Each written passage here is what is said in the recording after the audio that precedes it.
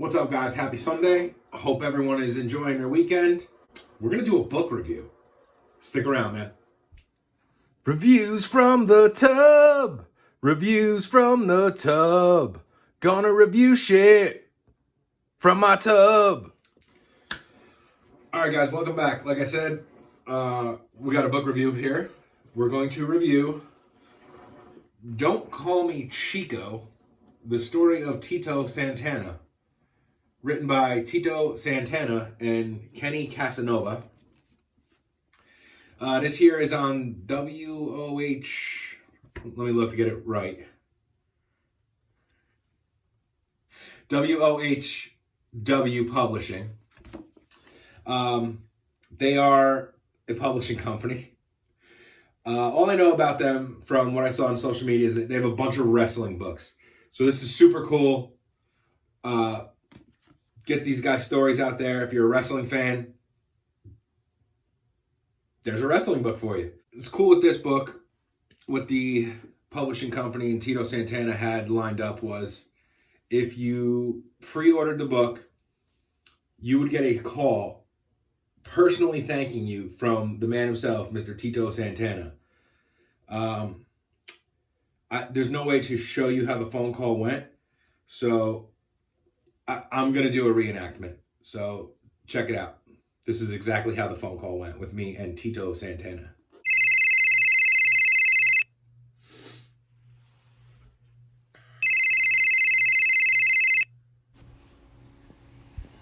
Hey, it's Ryan. Can't get to the phone? Leave a message after the beep.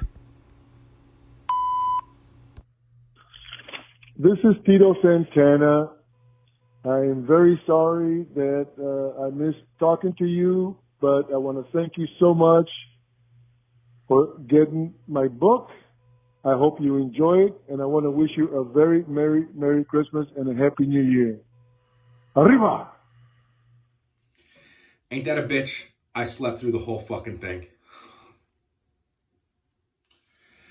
Yeah, it's cool, man. So if you don't know about Tito Santana, it's a pretty big name back in the day, 80s and 90s. Two-time Intercontinental Champion, two-time Tag Team Champion with Strikeforce, one of the most popular teams in the day. It's cool, man. He gives you his side of the story with his title runs and the feuds and the storylines leading up to them.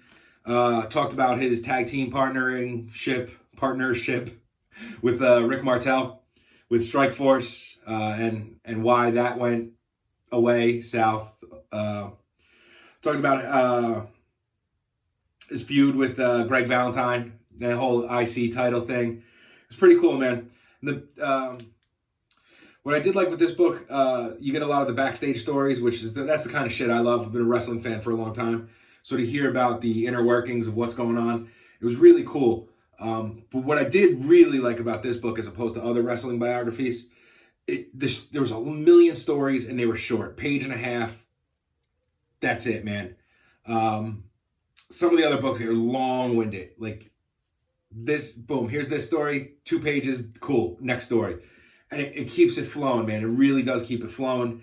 It's only like 400 pages, which is a fair amount, but it was a quick read because Tito's storytelling really moved it along.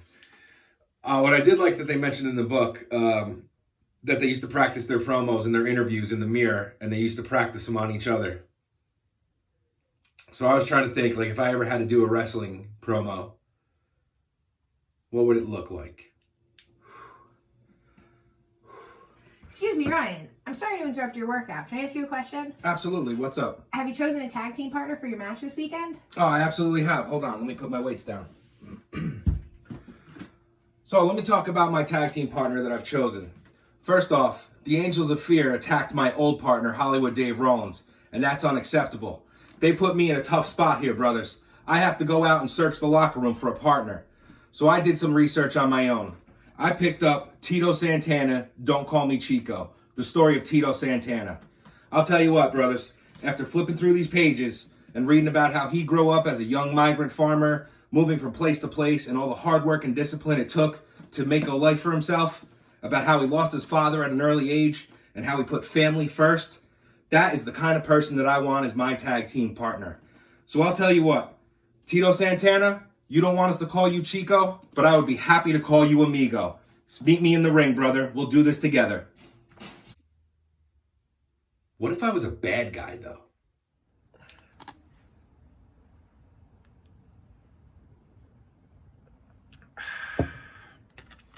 You know, sitting here outside my fourth home, which is nicer than Tito Santana's first home, and it's got me thinking. The World Wrestling League has me up against Tito Santana this weekend. I have to defend my belt against that no-good Tito Santana. He doesn't deserve to be in the ring with me. Look at me. I only drink the finest imported beers. I only smoke the finest Cuban cigars. And I only raise the finest, most purebred animals. Now, I read Don't Call Me Chico by Tito Santana. I know everything I need to know about this man. While you were off playing in the dirt as a child, I was attending the finest schools money could buy. While you were off running around trying to make your football dreams come true, I was already wrestling. That's why you don't have a chance against me this Sunday night. In fact, I think it's disgusting that I have to be put in the same ring as you. You don't want to be called Chico, but you're just a little boy compared to a man like myself. So, this Sunday night, I'm going to call you more than Chico. I'm going to call you dead. I would definitely want to be teamed up with Tito Santana, man. He's the nicest guy. My wife / producer also told me I do a lot of the clapping. I don't know what to do with my hands. I don't have pockets. So yeah, I met Tito a bunch of times. He's the nicest guy. So like I said, man, if you get a chance to go meet these old timers, go. I met Tito before at a Subway. There was a Subway opening. If you bought a footlong, you get a picture with Tito Santana. Fucking deal. I love sandwiches. I like old school wrestling. Do it. So I also like supporting things like this, man. These guys put their friggin' bodies on the line. Like, wrestling's fake, wrestling's fake. Those guys take a fucking pounding.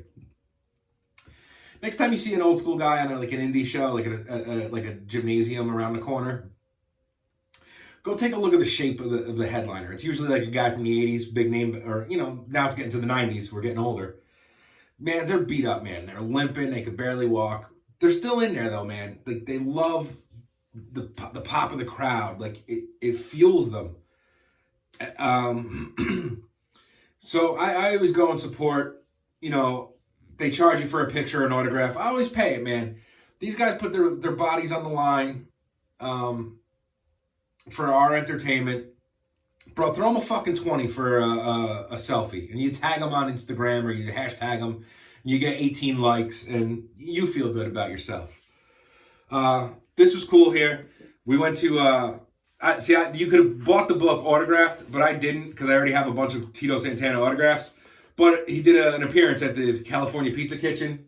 So, to Ryan from Tito Santana, Hall of Fame, 2004. Arriba! It was cool though at the California Pizza Kitchen signing.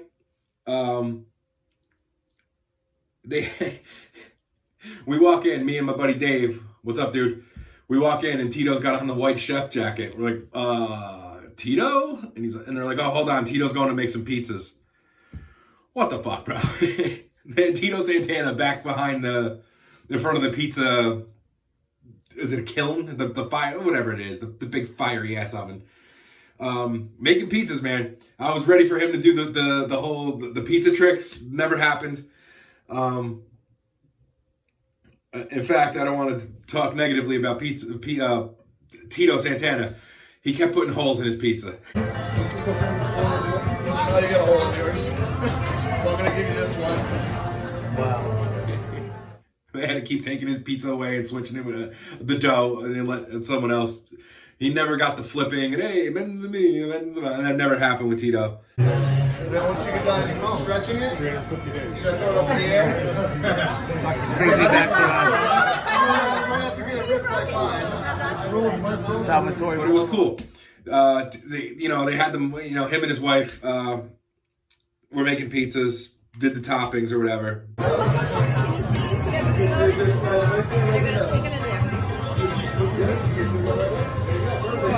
Arriba! So they were done. Me and Dave went over by the table where he was hanging out with his wife. And we're just shooting the shit for a while, man.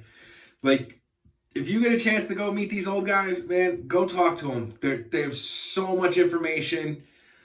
Almost everybody I've ever met is super friendly. They're cool. We were talking about the new wrestling with Tito. What's on TV now? We're talking about the old wrestling back in the day. I know it sounds crazy, but we were legitimately discussing the weather. Me, Dave, and Tito Santana were discussing the shitty weather in New Jersey. And it's surreal, man. I'm like one of those people, like, these people are my heroes, and I'm 40, and I still get excited inside. And I think that's fucking beautiful if that happens for you.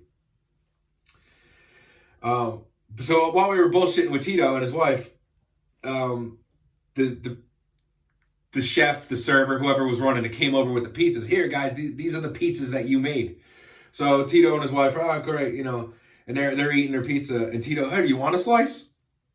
And my friend Dave's like, no, we ordered dinner. No, we got food coming. And I was like, dude, what are you, crazy? Tito Santana just made a fucking pizza. I'm eating a slice of that shit. Yo, my man had jalapenos and peppers and shit on there. Oh, arriba indeed. Tito, suavemente, brother. Oh, man. It was cool. Like, just stupid little shit like that you get to experience, man. I ate pizza that Tito Santana made. How fucking cool is that? Also, I curse too much. One of the things I did like in this book, which I was telling Tito about it, and he was laughing when I was telling him. His catchphrase was, arriba, arriba. So in the book, he would tell a funny story, or if he was talking about himself, like kind of being like the suave ladies man, the sentence always ended with, arriba. It was in there a bunch. That's the best I can explain. Here, let me give you an example. And now a reading of Tito Santana, Don't Call Me Chico. By the middle of the first year at West Texas, I started attending every single class, no matter what. I remember sitting down in classrooms for the first time where nobody recognized me, pretending that nothing was wrong, and actually started learning stuff. Classroom stuff wasn't the only thing I learned. By going to class, I also learned that studying gave me a chance to mingle with pretty girls. Ah, the pretty college girls. Arriba. As I kissed her, we just kept going down like Rick always did, all the way to the mat. But I ended up losing my balance. I slipped and fell. I ended up on top of her, which was embarrassing, because I'd screwed up Rick's move. But it was still pretty sexy if you ask me. It turned out okay, and the fans loved it. I think that it probably happened due to the lack of blood flowing up to my brain. Arriba. All right, so that's it, guys. I want to thank you for stopping by, checking out my book review of Tito Santana's Don't Call Me Chico. If you're a wrestling fan, pick up the book. I don't want to say if you're a fan of biographies. If you are a fan of biographies, get it. You'll learn something about Tito Santana and professional wrestling. If you're one of those people that are like, wrestling's stupid. Shut up, huh? Hey, you know wrestling's fake? Fuck you. Yes. All right, dick. Baths are supposed to be relaxing. All right, guys. Thanks for the likes, the subscribes, the shares. Tell your friends. I'm up to 106 subscribers. So that's 106 very sick people.